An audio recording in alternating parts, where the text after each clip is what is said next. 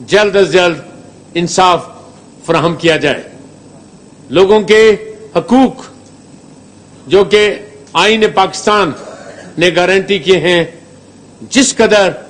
ممکن ہو سکیں ان کو جلد از جلد پہنچایا جائے. 17 کروڑ کی عوام، چاہے اس میں گراس روٹ لیول کے لوگ ہیں یا طالب علم ہے یا کسی بھی کلاس سے تعلق رکھتا ہے، اس کو اس بات کا احساس ہونا چاہیے کہ اب 2009 کا جو سال ہے وہ اسی لیے ہم نے justice for all at the grass root level کے نام کیا ہے، تاکہ لوگوں کو اس بات کا احساس ہو کہ جس منزل کو پانے کے لیے انہوں نے کوشش کی، اس کو منزل کو پانے کے لیے اب ایک اور بھرپور طریقے سے ہم سب کو کوشش کرنی پڑے گی. میں یہ سمجھتا ہوں کہ اس دریا کو پار کرنے کے لیے آپ وکلا صاحبان کا تعاون نہایت ہی ضروری ہے. آپ لوگوں سے ہم وہ کچھ ڈیمانڈ نہیں کریں گے کیونکہ ہمیں پتہ ہے کہ آپ کسی بھی قربانی دینے سے گریز نہیں کرتے ہیں. چاہے یہ کراچی کا واقعہ ہو جہاں لوگوں نے 12 مئی اور 9 اپریل کو اپنی جانوں کا نذرانہ پیش کیا، چاہے وہ ساہیوال کی بار ہو جنہوں نے آگ لگنے کے باوجود اپنے عزم سے پیچھے نہیں ہٹے، چاہے وہ نوجوان وکلا جن کے نام سے یہ سال منسوخ کیا گیا ہے، ان کو اپنے پیٹ پر پتھر باندھنے پڑے، اپنے بچوں کو بھوکا رکھنا پڑا، لیکن اس کے باوجود انہوں نے اس ملک میں رول آف لا اور سپرمیسی آف کانسٹیٹیوشن اور انڈیپینڈنٹ جوڈیشری کے لیے بھرپور تحریک چلائی. اب جو آپ سے تعاون کی گزارش ہوگی وہ آپ بھی جانتے ہیں، اور ہمارے تمام جج صاحبان کو، چاہے وہ سپیریئر کورٹ کے ہوں، چاہے وہ ڈسٹرکٹ اینڈ سیشن ججز اور سول ججز ہوں، کہ اب وہ وقت ہے کہ آپ کو تعاون کر کے لوگوں کے مقدمات کا جلد از جلد فیصلہ کروانا ہے. میں سمجھتا ہوں کہ اب وہ وقت جا چکا جب لوگ یہ کہتے تھے کہ مقدمات ایک جنریشن سے تیسری جنریشن تک چلے جاتے ہیں. اب تو آپ سب کو تعاون کرتے ہوئے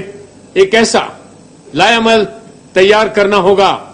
کہ جس کی بنا پر لوگوں کو یہ پتا چل سکے کہ اگر کوئی قتل کا کیس ہے تو اس کا فیصلہ 6 مہینے میں ہو جاتا ہے، اور ملزم کو اپنی قسمت کا پتہ چلتا ہے کہ آیا اس کو پھانسی لٹکنا ہے یا اس کو آزاد ہو کر اپنے گھر چلے جانا ہے. یہ ہمارے ساتھ بہت بڑی بدقسمتی رہی ہے کہ ہمارے ادارے کو بطور ادارہ بننے کی کبھی بھی، ہماری کوششوں کو ادارہ بننے کی کبھی بھی کوششوں کو نہیں سراہا گیا. کوئی نہ کوئی کسی نہ کسی وقت پر اس قسم کا شبخون اس ادارے پر مارا جاتا رہا، جس کی وجہ سے آج یہ ادارہ اسی جگہ پر کھڑا تھا جہاں پر یہ 1947 سے چلا تھا. ہسٹری آپ لوگوں کے سامنے ہے، بہتر طریقے سے آپ خود جانتے ہیں. آپ لوگ وکلا ہیں، آپ کے سامنے کوئی بات پوشیدہ نہیں ہوتی ہے. جب آپ کو پتا ہے کہ ایک قتل کے ملزم کا کیس 8 سال یا 9 سال سیشن جج یا ہائی کورٹ یا سپریم کورٹ میں پینڈنگ ہے تو وہ ملزم یا اس کے لواحقین یا اس کے لوگ انصاف کی کیا توقع کریں گے؟ یہ میں سوال آپ لوگوں سے پوچھتا ہوں کہ ایسی صورت میں آیا کیا ضروری نہیں ہے کہ ہم سب سر جوڑ کر بیٹھیں اور کوشش کریں کہ اگر ہم نے اپنی عدلیہ کو ایک ادارہ بنانا ہے تو ہم کو اس کے لیے بھرپور ایک دوسرے کے ساتھ تعاون کرنا ہوگا اور بغیر کسی بھی وجہ سے جلد از جلد لوگوں کو انصاف باہم پہنچانا ہوگا. ایک چھوٹی سی کاوش اتنے سے کم عرصے میں ہم نے شروع کی ہے. تمام چیف جسٹس صاحبان اور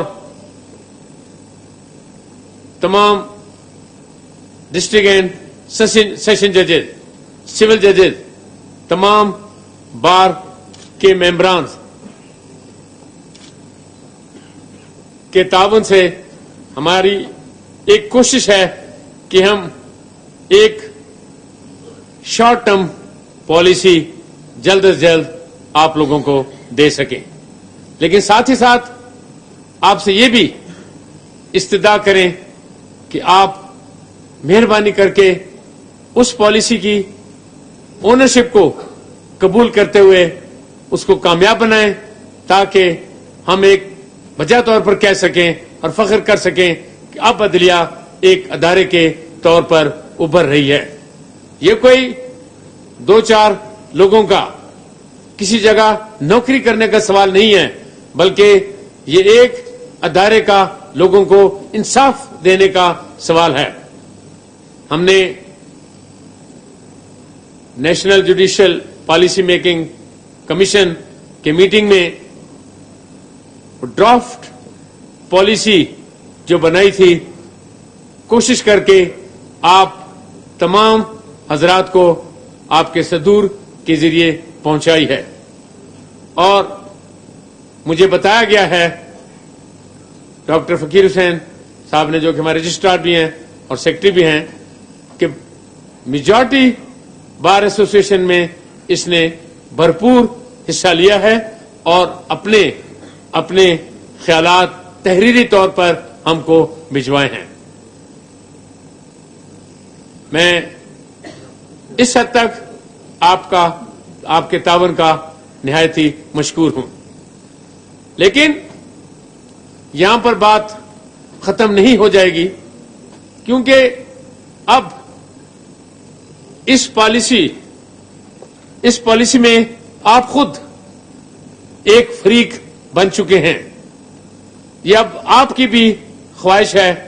کہ آپ کے میٹرز کم از کم اور جلد از جلد طریقے سے عدالتوں میں فیصلہ ہوں. ایک کامیاب وکیل کی ہمیشہ یہ کوشش ہوتی ہے کہ جتنے جلدی سے جلدی اس کی داد رسی ہو، اس کے کلائنٹ کو، اس کے موکل کو داد رسی مل سکے تاکہ وہ اس کے سامنے اپنے جسٹیفیکیشن پیش کرے کہ جس کے لیے اس نے انگیج کیا تھا اس نے اس کے بھرپور طریقے سے اس کی داد رسی حاصل کر کے جس کا اس کا قانون